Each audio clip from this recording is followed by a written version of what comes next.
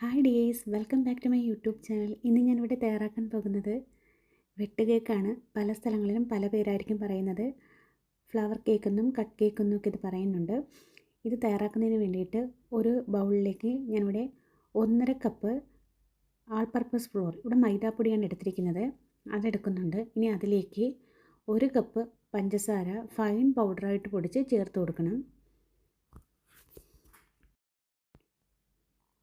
പഞ്ചസാര ഇവിടെ ഫൈൻ പൗഡറായിട്ട് പൊടിച്ചെടുത്തിട്ടുണ്ട്.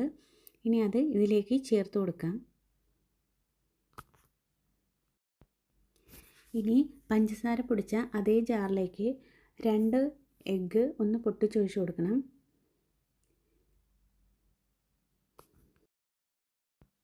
ഇനി എഗ്ഗിൻ്റെ സ്മെല്ലൊന്ന് മാറാനായിട്ട് 3-4 ഏലക്കയുടെ അരി മാത്രം ഇട്ട് കൊടുത്താൽ മതി. അതൊന്ന് കട്ട് ചെയ്ത് അരി ഇതിലേക്ക് ഇട്ട് കൊടുക്കാം. ഇത് നമുക്ക് ജസ്റ്റ് നല്ലതുപോലെ ഒന്ന് അരച്ചെടുക്കണം. ഇത് അരച്ച് എടുത്തതിന് ശേഷം ഫസ്റ്റ് നമ്മൾ റെഡിയാക്കി വെച്ചിരിക്കുന്ന മാവിലേക്ക് ഇത് ചേർത്ത് കൊടുക്കണം. ഇവിടെ ഏലക്കയുടെ അരിയെല്ലാം ഇട്ട് കൊടുത്തിട്ടുണ്ട്. ഇനി ഇതൊന്ന് അരച്ച് മാറ്റി വെക്കാം. ഇനി ഈ മാവിലേക്ക് 1/4 ടീസ്പൂൺ സോഡാപ്പൊടിയും അതുപോലെ തന്നെ കളറിന് വേണ്ടിയിട്ട് ഒരു 1/4 ടീസ്പൂൺ മഞ്ഞൾപ്പൊടിയും ചേർത്ത് കൊടുക്കാം. അതോടൊപ്പം തന്നെ അരച്ച് വെച്ചിരിക്കുന്ന എഗ്ഗ് കൂടി ഇതിലേക്ക് ചേർത്ത് കൊടുക്കണം. ഇനി ഷുഗർ ഒന്ന് ബാലൻസ് ചെയ്യാനായിട്ട് ഇതിലേക്ക് ഒരു പിഞ്ച് ഓഫ് സോൾട്ട് ചേർത്ത് കൊടുക്കാം. ഇതെല്ലാം കൂടി നല്ലതുപോലെ കുഴച്ചെടുക്കണം. ചപ്പാത്തിക്ക് മാവ് കുഴയ്ക്കുന്നത് പോലെ തന്നെ ഇത് കുഴച്ചെടുക്കണം. കൈ വെച്ചിട്ട് ഇത് നല്ലതുപോലെ കുഴച്ചെടുക്കണം. പിന്നീട് ഇവിടെ ഞാൻ മഞ്ഞ കളറിന് വേണ്ടിയിട്ടാണ് കുറച്ച് മഞ്ഞൾപ്പൊടി ചേർത്ത് കൊടുത്തിരിക്കുന്നത്. നിങ്ങൾക്കിത് വൈറ്റ് കളറിലാണ് വേണമെങ്കിൽ മഞ്ഞൾപ്പൊടി ചേർക്കേണ്ട ആവശ്യമില്ല, ഒരു ഫുഡ് കളറും ചേർക്കേണ്ട ആവശ്യമില്ല. നല്ല വെള്ള കേക്കും ഇതിൽ റെഡിയാക്കി എടുക്കാൻ പറ്റും. ഇതുപോലെ കുഴച്ചെടുത്ത ശേഷം ഹാഫ് അവർ ഒന്ന് റെസ്റ്റ് ചെയ്യാനായിട്ട് വെക്കാം. 1 മണിക്കൂർ വെച്ചാലും കുഴപ്പമൊന്നുമില്ല. ഇതിപ്പോൾ ഞാൻ അരമണിക്കൂറിന് ശേഷം എടുത്ത് കട്ട് ചെയ്യുന്നുണ്ട്. ഇവിടെ ഹാഫ് അവർ കഴിഞ്ഞിട്ടുണ്ട്. മാവ് നല്ല സോഫ്റ്റായിട്ട് കിട്ടിയിട്ടുണ്ട്. ഇനി ഇത് നമുക്ക് കട്ട് ചെയ്തെടുക്കാം.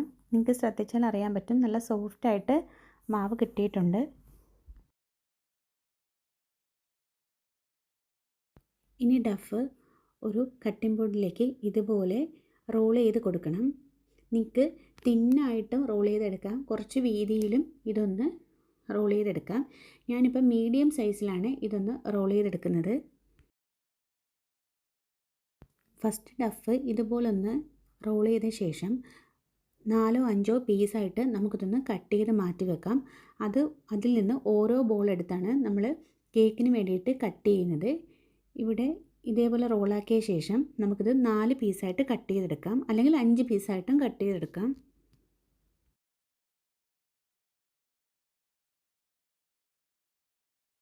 ഞാനിവിടെ 4 പീസായിട്ടാണ് ഇത് കട്ട് ചെയ്തെടുക്കുന്നത്. ഇനി ഇതിൽ നിന്ന് ഓരോ പീസായിട്ട് നമുക്ക് കേക്ക് ഷേപ്പിൽ കട്ട് ചെയ്തെടുക്കാം. അതിന് വേണ്ടിയിട്ട് ഫസ്റ്റ് ഇതിൽ നിന്ന് ഒരു പീസ് എടുത്ത് ജസ്റ്റ് നേരത്തെ നമ്മൾ റോള് പോലെ ആക്കിയ പോലെ തന്നെ കട്ടിംഗ് ബോർഡിൽ വെച്ചിട്ട് റോള് പോലെ ആക്കി എടുക്കണം.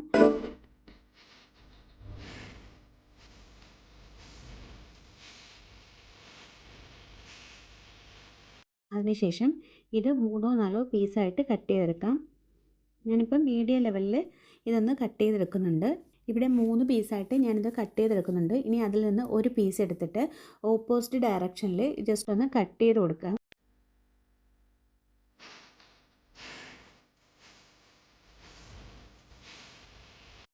ഇനി ഇവിടെ ഒരു കട്ട് കൊടുക്കുന്നുണ്ട്, അതിൻ്റെ ഓപ്പോസിറ്റ് ഡയറക്ഷനിലും ഒരു കട്ട് കൊടുക്കുന്നുണ്ട്. ഇത് ഫ്രൈ ആവുന്ന ടൈമിൽ നമുക്ക് ഒരു കട്ട് കേക്ക് ഷേപ്പിലാണ് ഇത് കിട്ടുന്നത്. അതുകൊണ്ടാണ് ഇതിനെ കട്ട് കേക്ക് അല്ലെങ്കിൽ വെട്ട് കേക്ക് എന്നൊക്കെ പറയുന്നത്. ഇത് ഫ്ലവർ ഷേപ്പിലാണ് നമ്മളിത് കട്ട് ചെയ്ത് കൊടുക്കുന്നതെങ്കിൽ ഫ്ലവർ ആയിട്ടുള്ള കേക്ക് നമുക്ക് കിട്ടും. ഇനി ഇതുപോലെ നമുക്ക് എല്ലാം ഇതുപോലെ ഒന്ന് കട്ട് ചെയ്തെടുക്കാം. നിങ്ങൾക്ക് ഇഷ്ടമുള്ള ഷേപ്പിൽ ഇത് കട്ട് ചെയ്തെടുക്കാം.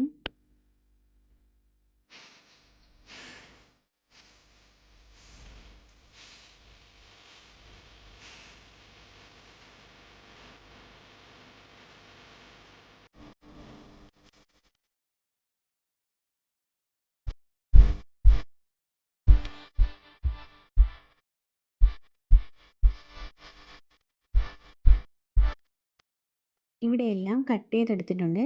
ഇനി ഇതൊന്ന് ഫ്രൈ ചെയ്തെടുക്കാം. അതിന് വേണ്ടിയിട്ട് ഒരു പാത്രത്തിലേക്ക് കുറച്ച് എണ്ണ ചൂടാക്കണം. എണ്ണ നല്ലതുപോലെ ചൂടായതിന് ശേഷം മാത്രമേ ഓരോ പീസായിട്ട് ഇട്ട് കൊടുക്കാൻ പാടുള്ളൂ. അല്ലെങ്കിൽ ഒത്തിരി എണ്ണ കേക്ക് കുടിക്കും. അതുകൊണ്ട് എണ്ണ നല്ല തിളച്ച ശേഷം മാത്രം അതിലേക്ക് ഓരോ പീസ് ഇട്ട് കൊടുക്കാം. ഫസ്റ്റ് എണ്ണ ചൂടായെന്ന് അറിയാനായിട്ട് കുറച്ച് മാവ് ഒന്ന് ഇട്ട് കൊടുക്കുകയാണെങ്കിൽ അത് ഫ്രൈ ആയിട്ട് പെട്ടെന്ന് തന്നെ മുകളിലേക്ക് വരുവാണെങ്കിൽ എണ്ണ ചൂടായെന്നാണ്. ഇനി ഇതിലേക്ക് ഫസ്റ്റ് നമുക്ക് 1-2 പീസ് ഇട്ട് ഫ്രൈ ചെയ്തെടുക്കാം. പ്രത്യേകം ശ്രദ്ധിക്കണം, ഹൈ ഫ്ലെയിമിലിട്ട് ഇത് കുക്ക് ചെയ്തെടുക്കരുത്. മീഡിയം ഫ്ലെയിമിലിട്ട് വേണം ഇത് കുക്ക് ചെയ്തെടുക്കാൻ. എപ്പോഴും ഇളക്കിക്കൊണ്ടിരിക്കുകയും വേണം, അല്ലെങ്കിൽ ഒരു സൈഡ് പെട്ടെന്ന് കരിഞ്ഞു പോവും. നല്ല രീതിക്ക് ഒരു ഗോൾഡൻ ബ്രൗൺ ആകുമ്പോൾ നമുക്കിത് കോരി മാറ്റാം. ഒരുപാട് ഇട്ട് ഫ്രൈ ചെയ്ത് കളഞ്ഞാൽ ഇത് നല്ല കട്ടിയായി പോവും. നമുക്ക് സോഫ്റ്റായിട്ട് ഇത് കഴിക്കാൻ പറ്റില്ല. അതുകൊണ്ട് മീഡിയം ഫ്ലെയിമിലിട്ടിട്ട് ഒരു ഗോൾഡൻ ബ്രൗൺ ആകുമ്പോൾ നമുക്കിത് കോരി മാറ്റി വെക്കാം.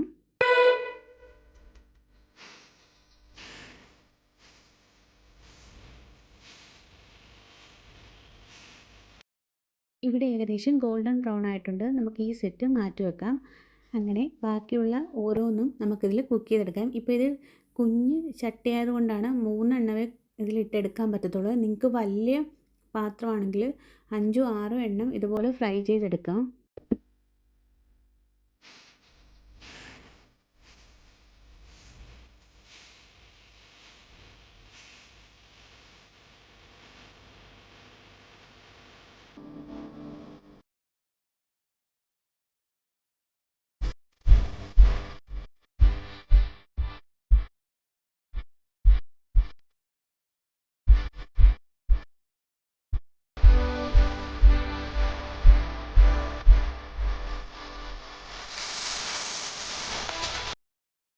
ഇവിടെ എല്ലാം ഫ്രൈ ചെയ്തെടുത്തിട്ടുണ്ട്. ഇവിടെ 1.5 കപ്പ് മാവിൽ ഏകദേശം ഒരു 14 കേക്ക് റെഡിയാക്കാൻ പറ്റിയിട്ടുണ്ട്. ഇത് കുറച്ച് വലിയ കേക്കായിട്ടാണ് ഞാൻ റെഡിയാക്കി എടുത്തിരിക്കുന്നത്. നിങ്ങൾക്ക് കുറച്ചുകൂടി സൈസ് ചെറുതായിട്ടും ഇത് കട്ട് ചെയ്ത് ഇതുപോലെ ഫ്രൈ ചെയ്തെടുക്കാം. ഇത് കുട്ടികൾക്കായാലും മുതിർന്നവർക്കായാലും വളരെ ഇഷ്ടമുള്ളൊരു സ്നാക്സാണ്. പിന്നീട് പ്രത്യേകം ശ്രദ്ധിക്കണം, ഇത് ഞാൻ കുഴച്ചെടുക്കുമ്പോൾ ഇതിലേക്ക് വെള്ളവും ഒന്നും ചേർത്തിട്ടില്ല. ഇനി ഇതിലേക്ക് പാല് ചേർത്ത് കുഴയ്ക്കുകയാണെങ്കിൽ 2 ദിവസമാകുമ്പോൾ അത് പെട്ടെന്ന് തന്നെ കേടാവുന്നതായിട്ട് നമുക്ക് കാണാം. അതിന് പുറത്തൊക്കെ പൂപ്പൽ പോലെ അടിക്കും. പക്ഷേ ഇങ്ങനെ തയ്യാറാക്കുകയാണെങ്കിൽ അത് 1 മാസം 2 മാസം വരെ കണ്ടെയ്നറിലിട്ട് നമുക്കിത് സൂക്ഷിക്കാൻ പറ്റും. ഒട്ടും കേടും ഒന്നും ആവത്തില്ല. എൻ്റെ വീഡിയോ ഇഷ്ടമായാൽ ഇതുപോലെ എല്ലാവരും ഒന്ന് ട്രൈ ചെയ്ത് നോക്കണം. Okay, thank you.